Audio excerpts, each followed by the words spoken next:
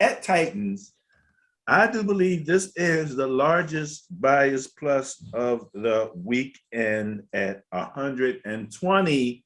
And I think this is the first 3-digit bias that we have. And again, after this, as of the week 6, we'll be going into averages because of the bias.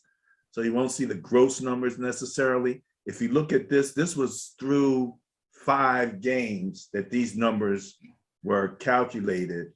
If you divide 120 by 5, what's that? 120 by 5? Yeah. 120 by 5? 5 into 12 goes twice. 20 something. 5 into 20 goes 24. There you go. So about average, about 24 points a game. Right. So that's what we would be looking at next week when we get to averages. And I use Excel, so don't worry, ladies and germs. I won't be doing the math in my head for sure. So when I look at this game, the first thing that comes to my mind is, when you play fantasy again, you look at the matchups, you look at what guys did the previous week, you look at the defenses, who's good against the run, who's good against the pass when you're trying to make decisions about who you're going to play. And then you remember rule number 1 of fantasy. And rule number 1 of fantasy is when you're in doubt, play your studs. I'm going with the Bills.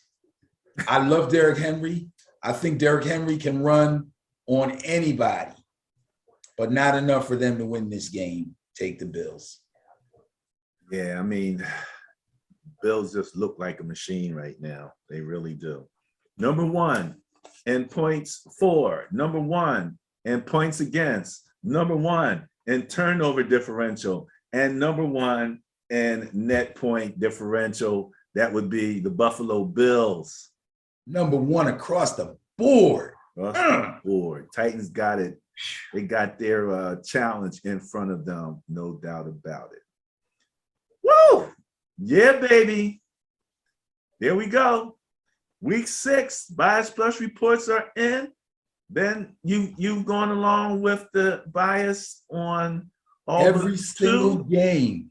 No, every game. Except for the Pittsburgh game. Yes. Except the Steelers, I went with the bias on every game. I'm not happy about that. I'm not happy about that, but it is what it is. So it is what it is.